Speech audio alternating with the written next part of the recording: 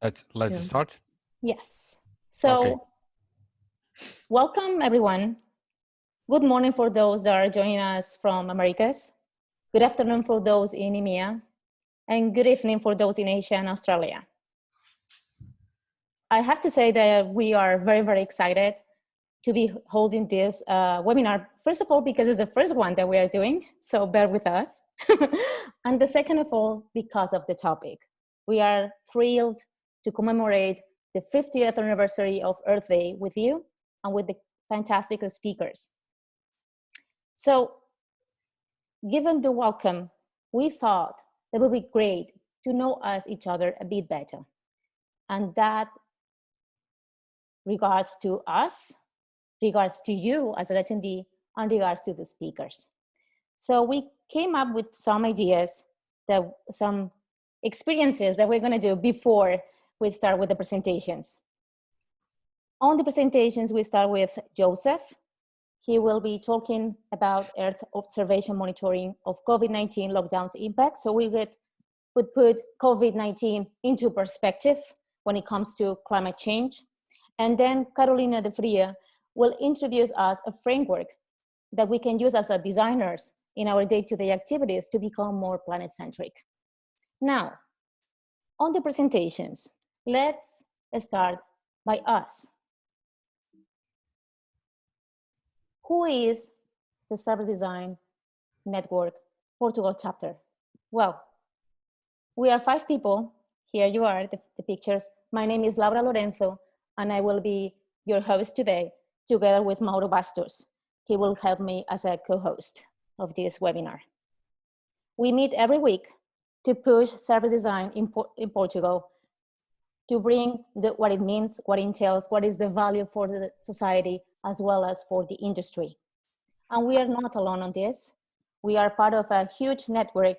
It's the Service Design Network is the biggest, largest organization in the world that is evangelizing service design. We are one of the 29 chapters distributed worldwide, all volunteer-led and nonprofit. Let's meet our speakers. You know already who they are. You read their bios when you registered for this event, for this webinar, but you don't know a couple of things that I want to ask them. So, Josef, let us know, what is your favorite drink? These are very unfair questions, Laura. What's my favorite drink? My favorite drink, I love drinking wine. I live in Italy, as you know. Because Italy is full of excellent wine, Chianti, Montalcino, many excellent wines. But I do like, since you are in Portugal, I love Porto. Porto is, there's wonderful Portos. Recently I had one from a vintage called Taylor's Vintage, port, which I think is a very good one. At least it cost me a lot of money, but it was a nice company, and was a really nice one, actually, a bit of an older one. I think it was 1985, which is an excellent year. And I love wine, and port wine is one of my favorites, and I love them. But being in Italy, I don't only drink wine. Of course, in Italy you have to drink coffee, and I do it too much because I probably get about 15 to 20 cups of coffee, and the Italian espresso is very strong, as you know, which is not good for my heart beating. So at about 5 o'clock, I have to stop doing that. Otherwise, I don't sleep at all. Okay. What about you, Carolina? What is your poison? Actually, mine is also wine. It's red wine. I also love Porto wine. It was nice you mentioned that because I'm originally from Porto. And I miss our coffee in Portugal because here I live in Finland, and people drink a lot of coffee, but not so much espresso, especially the way we do it. So I miss it. But my favorite drink, it's always red wine. Excellent. Okay, so we should sit together and have a glass of red wine. Yeah. It has to be port. It has to be a Porto wine. Mm-hmm. I believe many of us will join to that to the glass of wine. So, last question. The second question I have for you, and that I'm really curious about, because think when you were a teenager and you were thinking of your dream job, Is that your dream job that you're doing now? Yes, no? And if not, what were you thinking that you will do when you were a grown-up? Carolina, maybe you can start first.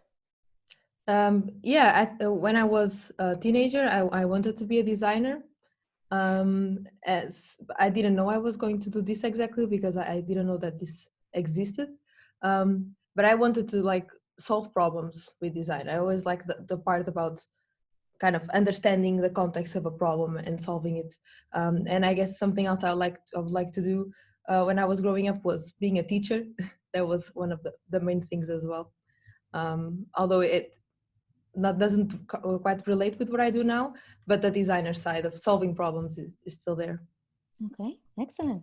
What about you, Josef?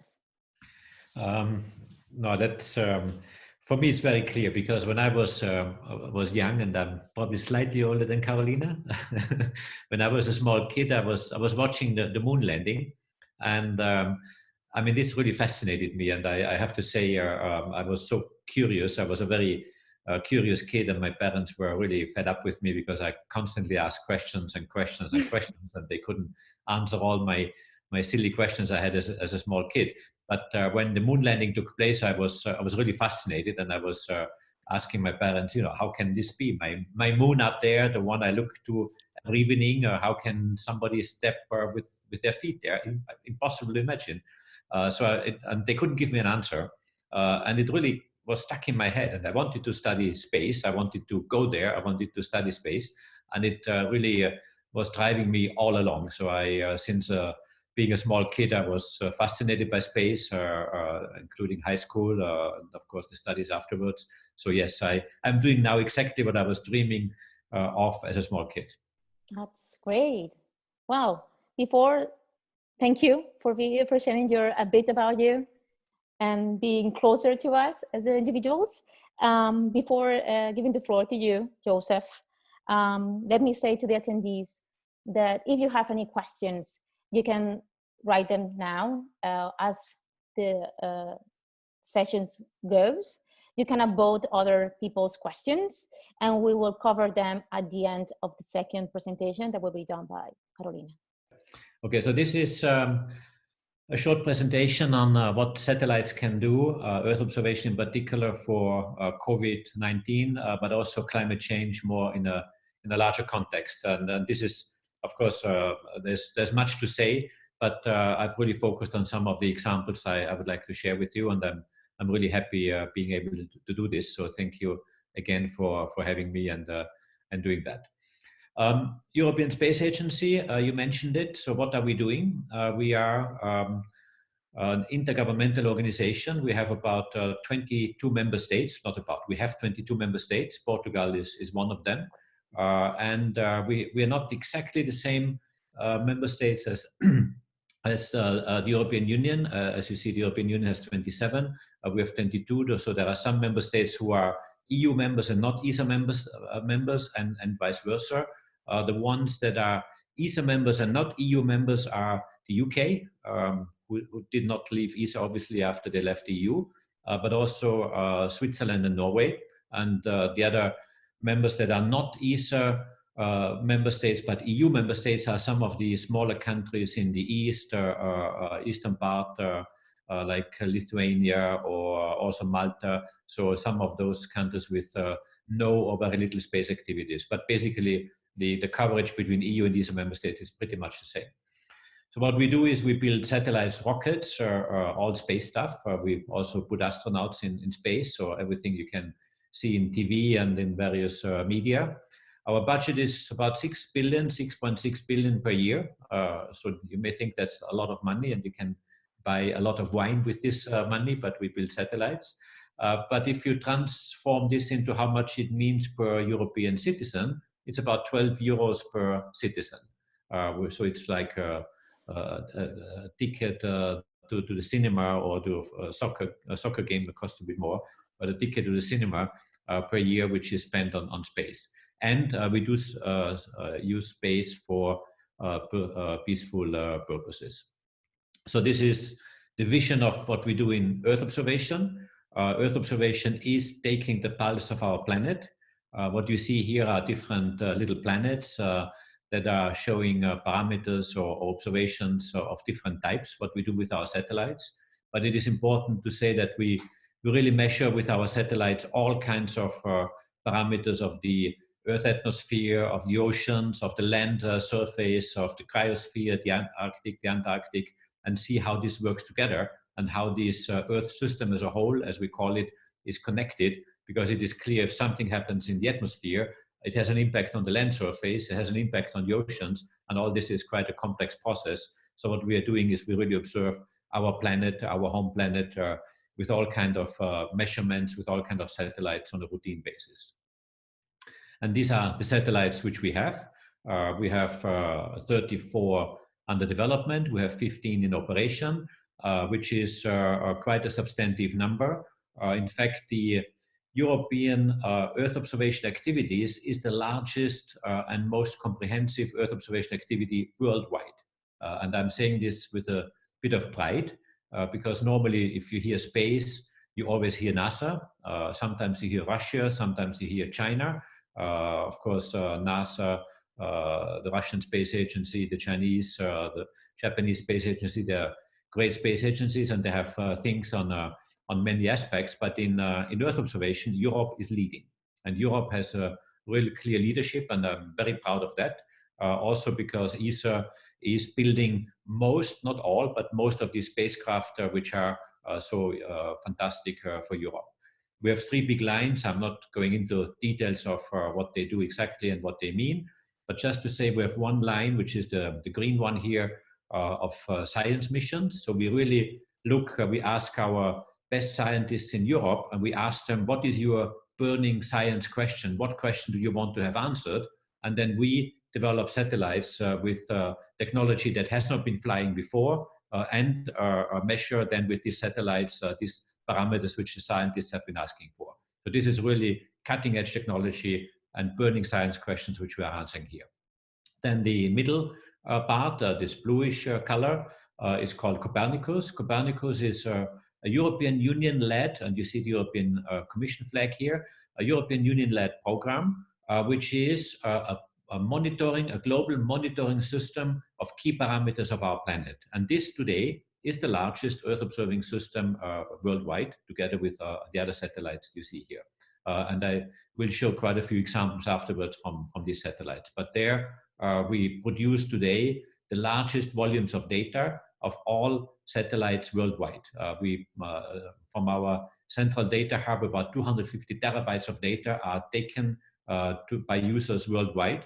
The nice thing is that these data are free and open, so everyone can download them. So if you wish, you can download your backyard in Portugal or in America or even in Antarctic. You can get images of from our satellites for free from any place in the world, and anyone can get them. So you just need to log on and retrieve the data. And I show you examples afterwards. I hope these examples whet your appetite and you really want to download more and more images. And then the orange color is our metrology satellites. We are building all the metrology satellites for EUMETSAT. EUMETSAT is an organization that was actually born out of ESA, but is now an independent organization with a similar status as ESA, an intergovernmental organization, but they are operating satellites, meteorological satellites, the geostationary ones, the ones you see in the television every evening from Meteosat, for example, but also polar orbiting satellites. So this is really the combination. So the magnitude of all these satellites you see here, all these many symbols, is the world's largest portfolio of satellites, and that is European. And I think we can all be very proud and very happy about that. So what do they measure? This is an example of greenhouse gases, CO2 and methane, CH4. The blue curve is CO2, of course, very well known as a greenhouse gas that contributes to our global warming. Methane is similarly contributing to global warming, is actually more aggressive than than CO2, but is not as highly concentrated in terms of the values in the atmosphere. And what you see here is the concentrations and the changes of these concentrations over the years. And both curves are going upwards, which is bad, because that means there's more CO2 pumped into the atmosphere every single year. We had, for example, values of 290 ppm around 1900, before the industrial era really started. And now we have above 400. So you see this is constantly going up. And even with COVID lockdowns where traffic and industry stopped for a couple of months or almost stopped, of course, this value will still remain at this value. It doesn't go down to zero. It stays at the 410 roughly, but there's a small variation and the impact is very, very small. But I will show an example later on. So this is bad news, but we measure this data globally with our satellites every single day to get information. These are some other examples. This is one of our satellites, Sentinel-2, compared with an American satellite. This is a glacier in Alaska. And you see the tongue of the glacier, that means the front end of the glacier, how it was melting over the years. You see a yellow curve here. It says 1986. So this was the extent of the ice of the glacier, of the tongue of the tip of the tongue of the glacier in 1986. And then you see these various colors going all the way back to 2019 in red, which is the melting of this glacier. If I tell you that the difference over these 33 years between the yellow and the red curve is 20 kilometers, then you will be really shocked. And this is what has melted away over 33 years, 20 kilometers of ice, of glacier, because of global warming. These are other examples of global warming. These are the bushfires in Australia. You have all seen them in the news recently. In the last couple of months, there have been very devastating fires. A few people have unfortunately died. Also, 500 million animals have been burned or have died because of these bushfires. So very drastic and very tragic events. And you see on the right-hand side the various months how the fire was expanding and covering different parts of the Australian continent. Again, I don't need to explain a lot. This is quite significant, and this is something which we measure every day with our satellites to just keep track of what's happening, but also to help people, emergency sectors in this case, civil protection agencies, to fire brigades, to really have the information and help them in planning the extinguishing of fires or whatever they do with this information. This is another example, again, more related to climate and global warming. This is permafrost. Permafrost, as you know, is what some people call a ticking time bomb, because it is releasing, when it melts, it is releasing methane. And methane is a very aggressive greenhouse gas. And we're all afraid that the melting, which you see here over the years, which are displayed in this animation, the melting really causes the permafrost area to go further north and therefore release a lot of methane. And we have actually, I have initiated a study, a very intense study with NASA, that the American scientists and European scientists are working together and investigate this phenomena, which is a very, very important one. As I said, it's a ticking time bomb, and we want to see how it works, what is the impact, what we can do in order to better understand, first of all, what happens, and possibly do something to mitigate some of the impacts. Another example, again, far away from here, at least from where most are sitting. I've seen most are sitting in America and in Europe.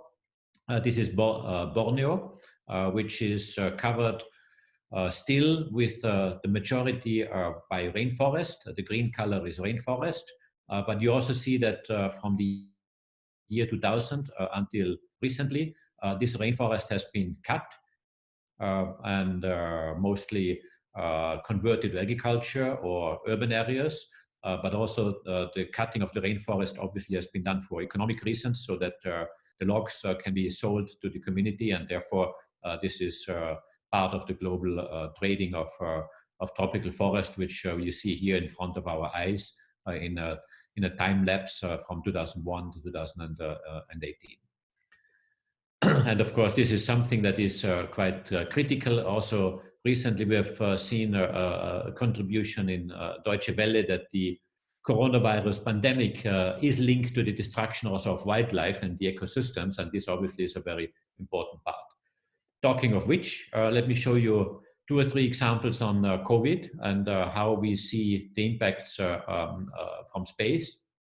And what you see here is a concentration or measurement of a pollutant called NO2, which is released by traffic and industry. And you see some red spots here, big ones. That means high concentration of NO2, and NO2 is a polluting gas, which is living relatively short, some 6 to 8 hours, half a day, is partially influenced by weather, and measured very clearly every day from our satellite. So this is the measurement taken from the 1st to the 15th of January. And now, I hope you're sitting. This is the same measurement taken from the 16th to 31st of January. That means when China was locking down due to the coronavirus. At the first few days, there was also Chinese New Year, but then obviously the coronavirus. And you see a huge difference between these two values. I come back again and toggle between these two measurements that you see clearly that the pollution is basically not stopped, but drastically reduced, especially in the Wuhan area, which is in the southwestern part of China, where the concentration really goes down significantly. The Beijing area still has some pollution, which is here in the second half of January, but certainly not as strong as in the earlier part. And this is one measurement which we do very regularly. We have done similar measurements also for other areas. What you see here is concentrations of the same gas over Europe. You see in the upper part the time frames. This is basically in March, April 2020, so this year. And in the lower row, you see the same measurements over a similar period in 2019. That means last year. And we have compared you can compare the upper one, which is the one due to lockdowns due to COVID, with the lower ones, which are the ones in the normal situation. And you see that in the cities in particular, take Madrid, take Paris, take Milano, take Rome, take in Germany, the Ruhr Valley, the values are much lower in 2020 as compared to 2019. Again, this is very obvious and is very clearly linked to the lockdowns, which means traffic and industry has stopped, or not stopped completely, but to a large extent. And therefore, the pollution is much lower during this time. And of course, we see this when we look outside the window. The air is much cleaner. I'm sitting here in Frascati, which is just outside Rome. And I can tell you, we see the details of Rome very clear, but even we see beyond just the city on the other side of Rome, which we have never done before because of pollution. And now we can do that. And of course, this is nice, but I have to disappoint you because this is a very short-lived effect. It's nice now, let's say that the pollution has gone down, but as soon as the economic restart will be taking full effect, the pollution will start immediately because traffic and industry will start immediately. Actually, the big fear of people, of scientists, of politicians is that the restart of the economy may even pollute more than before because they don't care less about the environment. They want to go back in the economy as quick as possible, and therefore pollution or environmental considerations may be of secondary order. And my opinion is that we have to do the opposite, that all this stimulus money, which is now being spent by politicians in all the countries across the world, has to be linked with a climate change agenda, that you have to link this money with, I would say, a sustainable spending, that our biodiversity, our climate is being preserved together with putting the economy back on its feet. And let me show you one last example. Sorry, this is the example of CO2, which I mentioned before. So what you see here on the left-hand side is these same curves you have seen before in the blue color. There's a seasonal variation of CO2. And here the red dots are the ones, if you look at the left curve for a moment, the red dots are the target area, which is the area around Beijing in China. And you see that the values are high, but they also follow the seasonal trends over the years. On the right-hand side, you see that this value is slightly going down, not much, but it's slightly going down by 0.4 ppm. This is, of course, an indication that the CO2, which is a greenhouse gas, as you know, concentration is not as high as in other years. Of course, I should say that this reduction is small. The there's still a large uncertainty connected to it, and we're doing further investigation to make sure that this is statistically significant. But this is an early indication, and I've asked my teams to really start following the CO2 concentration during lockdown and after lockdown to see whether we can see this in the global atmospheric concentration, to what extent it is, and which areas have been, I would say, most affected or most affected by these changes.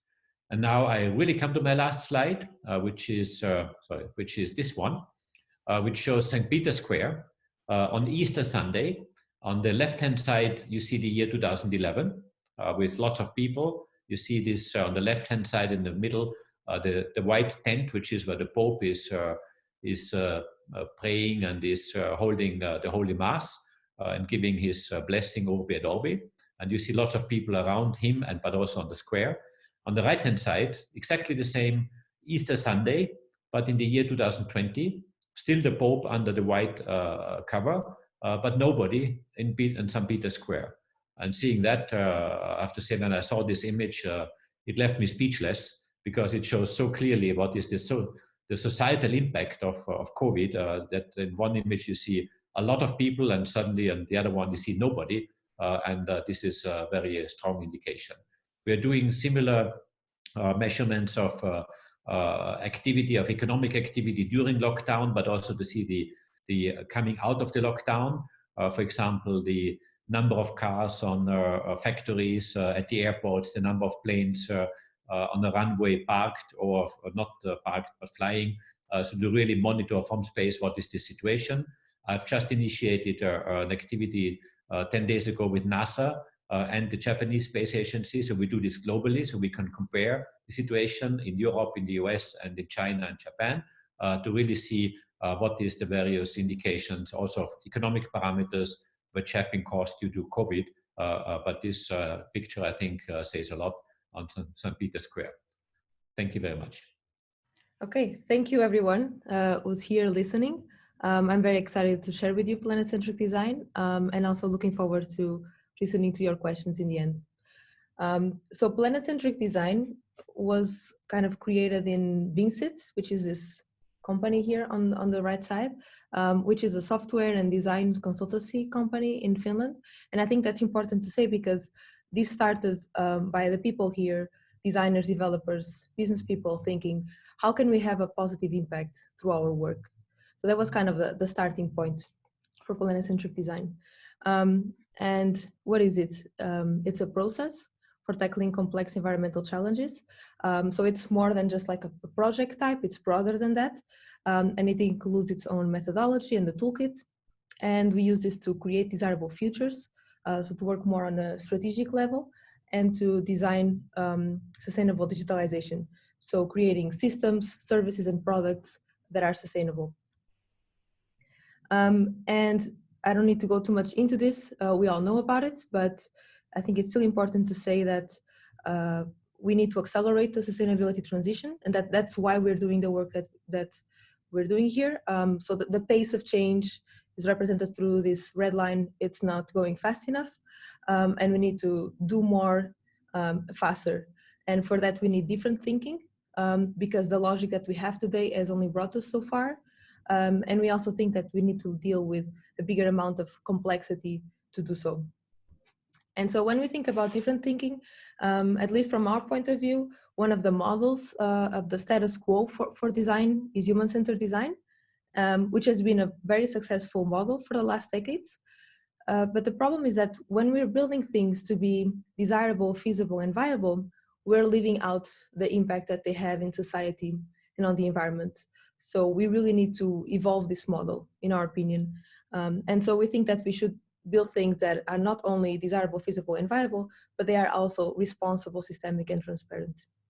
And for us, responsible is about being accountable for what you put into the world. So it's about feeling responsible for the products and services that we contribute to. For example, if I work in a company that produces something whose parts end in a landfill, that might not be directly related with my responsibilities, but I will feel somehow responsible for that and try to see how I can affect it, how we can change it. And then being systemic, is about not only thinking about myself, my tasks, my team, my organization, but thinking about how we fit in the broader system. So embracing the complexity of value chains and networks of stakeholders. For example, thinking, what comes before me in the value chain? What comes after me? Can I improve it? Can we make it better? Can we help them improve? So being systemic really requires us to collaborate a lot, especially because when we embrace more complexity, we really need other people with different kinds of experiences and different kinds of backgrounds. And then finally, transparent, opening up your processes and systems to inform users and accelerate behavior change. And I think this is especially important when you think about digital services, because we build them to be seamless to use and very easy. But many times what happens is that we kind of hide what it takes to deliver this service to people. So for example, if we think about online shopping, if I'm buying a book online, I'm just doing a bunch of clicks, and a few weeks later I have a book in my house, and I'm completely unaware of the extensive supply chain, many times global supply chain that needs to happen for me to have that book. And so we need to start being more transparent about these processes that we have, and we need to educate people on how the world works so that they are able to make better choices themselves. So these are our principles. And I had mentioned before the different thinking and then the need to navigate more complexity. And so when it comes to complexity, we have created the methodology I mentioned. This is a design-led methodology, so especially these 3 phases in the middle are very familiar for designers. And we have created it with a toolkit, as I mentioned as well. This is available online in our website. I'll share that later on. And we built this toolkit really for collaboration. So our goal is to gather groups of people from different backgrounds, different experiences, and just kind of putting them to work on these canvases together and really enabling dialogue. And to give you a few examples of how this works.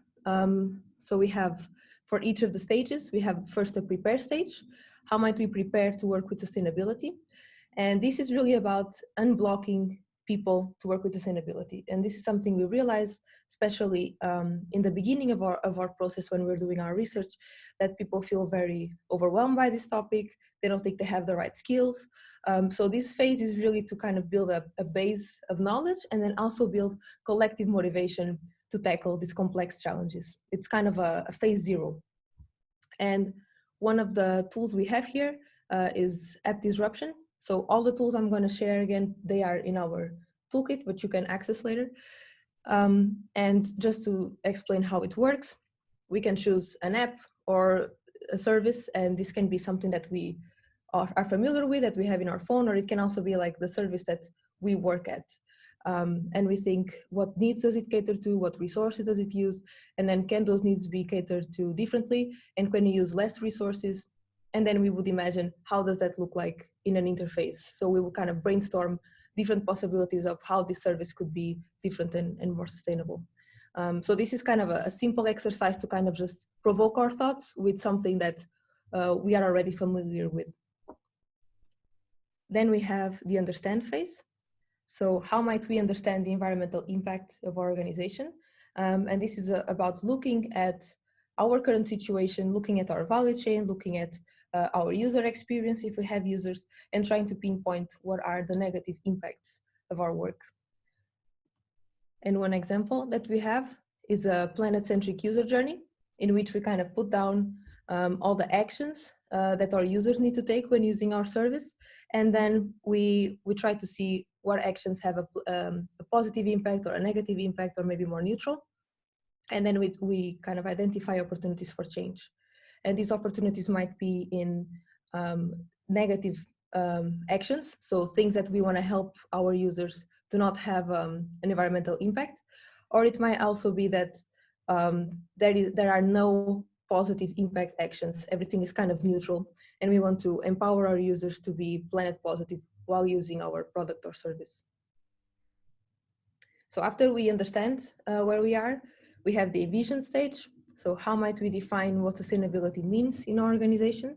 And this is about creating a sustainability vision and then a roadmap of actions to achieve it. And this is, I think this is also useful for organizations or teams that already have a point of view on sustainability, but they just want to kind of rethink it and see what else they can do about it. And one of the tools we have here is a North Star. And here we kind of think first about where we are, what's our current situation, we put it down. We also put down what's our sustainability vision, and this we also have a tool to create it beforehand. And then we think what are the blockers in the way of getting there. So it's kind of a tool to have everything in front of us of where we are standing, where we want to go, and what's stopping us. After this, we have the create phase. How might we create planet-centric concepts? So this is about embedding sustainability into the concept creation process. And it's also about thinking of what is the team that I need to have in place to bring this concept further. And this is not thinking about a team like I need a designer, I need a developer, but it's about thinking who else do I need to involve? Probably from outside my organization. Can I collaborate with local entities, for example? So the systemic point of view really comes, is really in place during this phase. And one example of a tool that we have here is a systemic touch points. And this is for once we have created some concepts and we maybe have narrowed it down to 2 to 5 concepts. And before we do a presentation to the board or we actually build them and make them into real things, the idea is that we bring in different kinds of experts, like sustainability experts, and we try to think about what might be the impacts of these concepts on an economical, societal, and environmental level. And this is especially important to acknowledge what might be the negative impacts and to already improve the concepts and make them more resilient from the get-go. And finally, we have the release phase. So how might we empower others with our planet-centric project? This is about how we communicate. So the goal here is to communicate in a more responsible and transparent way, and to also consider if we can, for example, open source our products and services to other people so that we can increase the impact. And one of the tools that we have here is the sustainability storytelling, in which we kind of first put down what are the metrics that we want to share, what's our message, what's our tone, and then we think what might be the perception of people. So on a positive side and also on the negative side. And here the idea is to consider, for example, are we excluding certain parts of society with our message? Are we decreasing the importance of planetary entities like water or animals or vegetation with our message? So it's really about just creating a moment for looking at what we're doing and trying to question, like, is there something I'm not seeing here? So this is an also good chance to bring in other people, maybe from outside of our organization, who would have a different perspective on what we're doing. Yeah, and basically this was kind of in a nutshell, what's planet-centric design. I explained our principles and our methodology mostly. And I want to end with this quote from Mike Monteiro, because I think it kind of shows the intention, the overall intention that we have. So we need to build designers who understand their job is not to be a pair of hands, but to be society's gatekeepers. And I think what's interesting here is that although we are, most of us or a lot of people, we are working for an organization, our ultimate client user is people, society, and the environment, because these are the ones that are going to have all the positive and negative consequences. So those should be the first ones that we think about whenever we're building whatever it is that we're building. Yeah, and I think this was it for me. This is my main message. So as I said, we have all of this that I've shown so far in our website, planet-centricdesign.com. We also have a commitment page to commit to design for sustainability. If you're interested, please check it out. And now I'm also open for questions. And if you happen to have other thoughts that come up later on, please feel free to contact me. Excellent. So, Mauro, I saw that there are some questions for our speakers. I have questions for you, but I think it's important to start with the audience. Yes, there is a question for Joseph, but Joseph will answer the question by chat. So, mind sharing here as well. Yeah. And now there is another question for Teresa Faria for Joseph. Joseph, Teresa, thank you for the presentation, and thanks for Carolina too. In fact, the question is for Carolina. Teresa is asking about the curiosity to know about the balancing user-centrism and planet-centrism in the projects. Are you using this? Can you answer this question, Carolina? Mm-hmm. Yeah, that's a good question. Our organization is already, it's very user-centered, so that's kind of like ingrained. And the planet-centric kind of comes on top of that. So to give an example, maybe of a project, we are working on creating a digital twin for the paper manufacturing process. So digital twin is basically a digital version of a real machine. So this is a very kind of industrial process, and this is more. There's a lot of technicalities to it, but there's also about how do people use the digital twin, who are the different kind of stakeholders, and here I think one important part about planet-centric design that is a good example is how do I enable, for example, the environmental manager to have a stronger role during this process. So if you are building a digital twin, how can I help the environmental manager make sure that their ideas are kind of well represented, for example, and how can I help him or her work better with their other colleagues to make sure that they not only build like a more efficient service, but they also use less chemicals, use less water, these kind of things. Okay, thank you, Carolina. There is another question for Andrea Fischer. You can read the question. Andrea is wondering what type of clients or industries you are working with this topic. Can you explain this? Yeah, so we in Planet-Centric Design, we started this in June last year. We launched it in November. So we haven't worked a lot like in Planet-Centric Design per se. So I think what we have been doing is more this kind of consortium project. So for example, this one that I mentioned now, this is in a cooperation with the research institution and with universities. And we are also applying to other kinds of projects that are more about working with research institutions because the impact there, usually it becomes easier to really enhance the planet-centric side. But we also have had projects with startups, for example, more building kind of the service from the get-go and to think, how can we make sure that we are building something that's being transparent with people, that is really having like a good intention, not falling into the greenwashing path, and trying to kind of embed our values from the get-go. And I guess I can mention maybe a few projects we have done in my company before we started Planet-Centric Design that fall into this.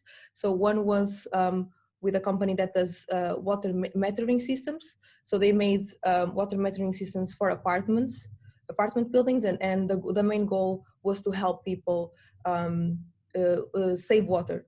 So they had different kinds of incentives. So this is a lot about, it has a lot of user-centered design, but also with a planet-centric side of how we kind of incentivize people, how we show data, how we show information to enable behavior change.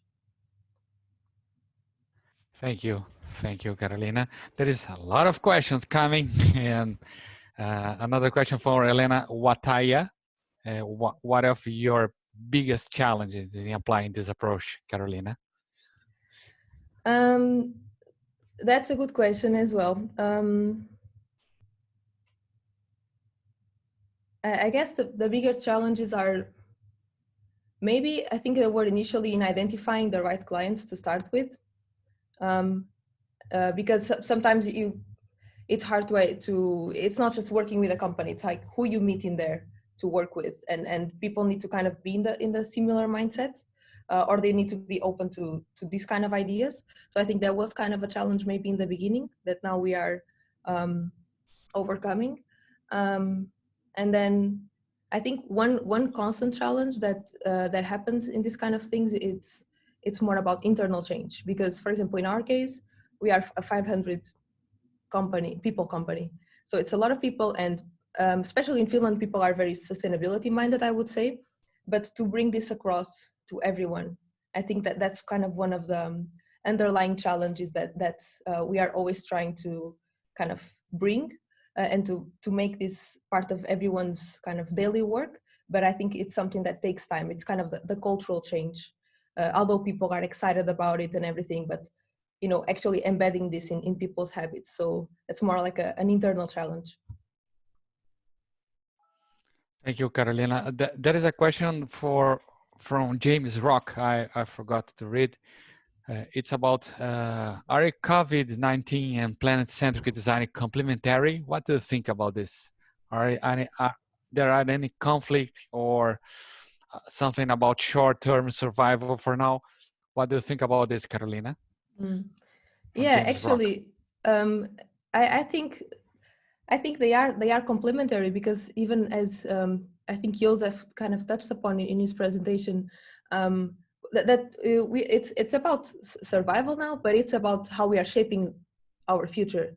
So this is kind of that pivotal moment where the choices that we make will really affect the long term. And so whatever survival choices we make now, they will impact, you know, the next decades. So I think it's quite complementary, especially this thought of for short term and versus long term. They are very much connected, and I think that especially us as citizens, employees, etc., we really need to think about it like that, because we need to really think about what are our governments doing now, what kind of choices we are making, because this will definitely influence in the longer term. Okay, I will jump to Joseph. Joseph, there is a question from Jesus Velasquez Barajas. It's about, have you ever named a satellite? I like this question because it's the dream of everyone to name a satellite, not after yourself, but to name a satellite. In fact, it never happens because our satellites have very boring names like ERS or Envisat or HPCM or LSTM, with all these kind of acronyms. Of course, they have a big meaning and they're very important, I would say, names. I did create quite a few acronyms or quite a few of those names, but they are not, I would say, the meaningful names.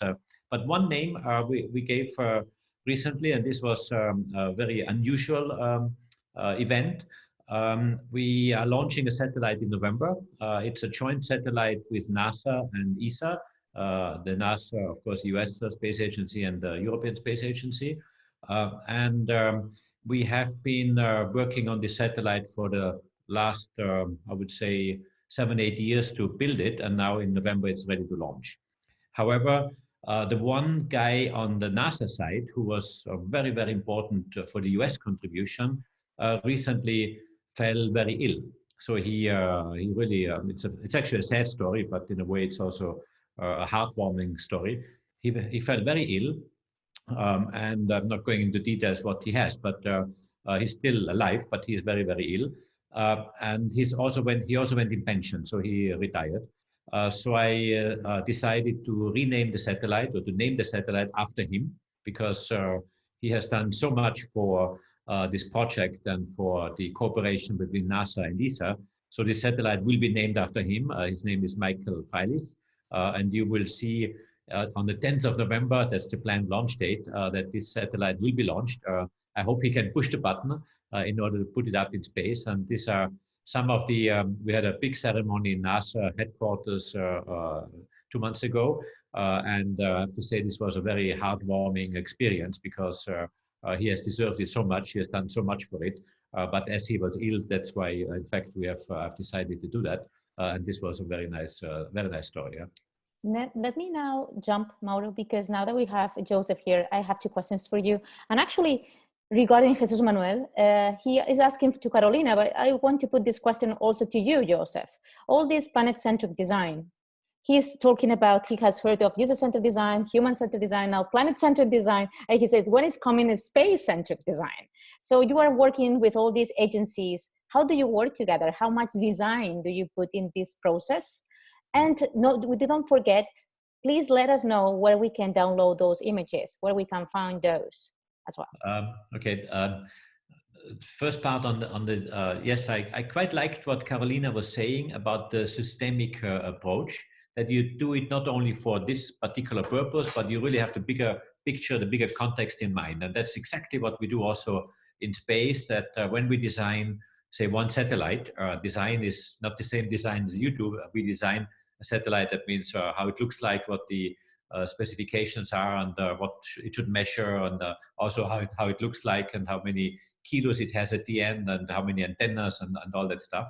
But when we do that, it's very important that we don't do it in isolation, but that we really look at the end-to-end chain of what is the bigger picture, the bigger purpose, and how does it fit into this particular, would say, constellation or architecture, in order to measure something that is complementing some other measurement. So it's the space view, if I may say, on this design aspect.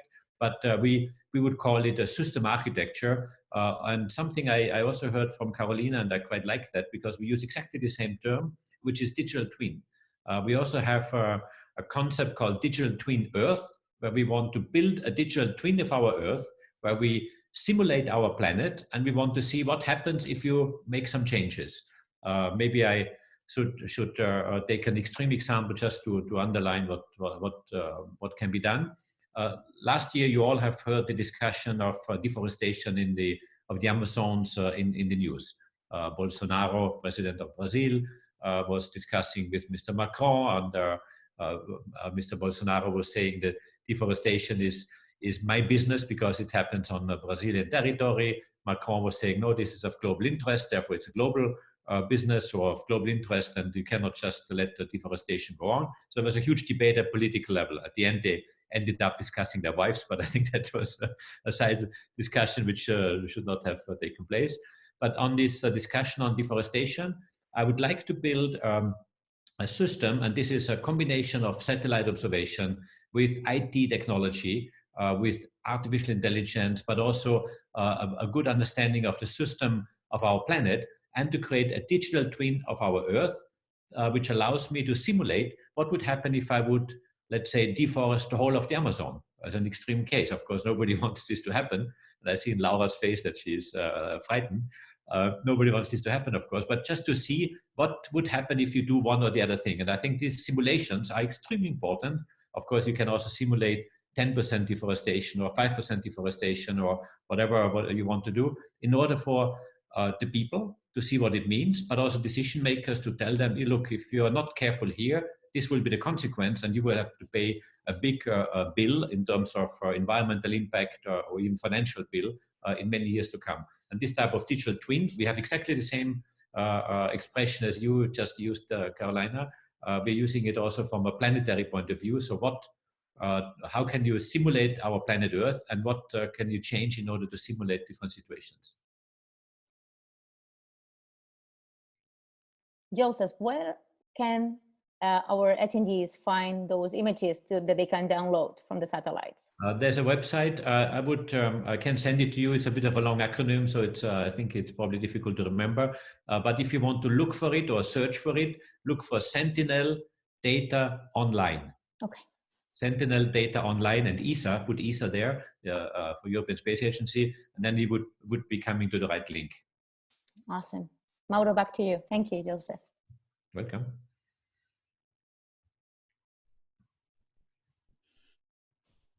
I'm back to Carolina. There is another question from, no, Planet-Centric Design. It's the same question I'm sorry. And only to close our session, I forgot to ask something about our question from our colleague Abia Karim, asking probably for Carolina. Are you part of a digital group community that focuses on planet-centric design, Carolina?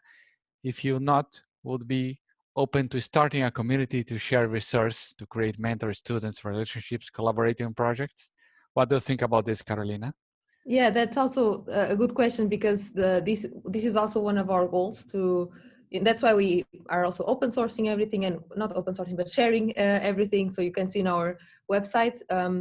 But we haven't yet set up, I think, a structured community, and we haven't had the time to do so, to be honest. But this is something that it's in our pipeline, and I think once we do it, we will share with in our website, and we also have a chance to sign up to our mailing list, which is our phase 0 version of a community now. So we send emails maybe every month and a half about the updates, like the blog posts that we do, other kinds of resources, events that we participate in, these kind of things. So I think that's kind of the starting point. And once we establish something more, we'll also let know to people who we already have in our mailing list. So I think that will be the start. Okay, thank you, Laura. Considering that our time is finished, I really think that it is important to close the session. And there is another 3 questions, and we can answer by email. Are you in mute, Laura? Sorry, yes, we'll make sure that you get them. I will thank again to the speakers, to the attendees. Thank you for joining us with the first webinar. We are so excited and we are so happy that went well, that we enjoyed this. We learned a lot. I learned a lot. And I look forward to seeing you in the next one. Let's do it. Thank you very much, everyone. Thank you, Thank Joseph. you so much. Thank you, Carolina. On my side was a real pleasure, I have to say. It was quite exciting. I learned a lot about planet-centric design. Very happy. Yeah, I also learned a lot, and I'm going to go to the link that you shared. Thank you so much. Have a nice evening. Have a nice day. See you soon. Bye-bye. See you soon.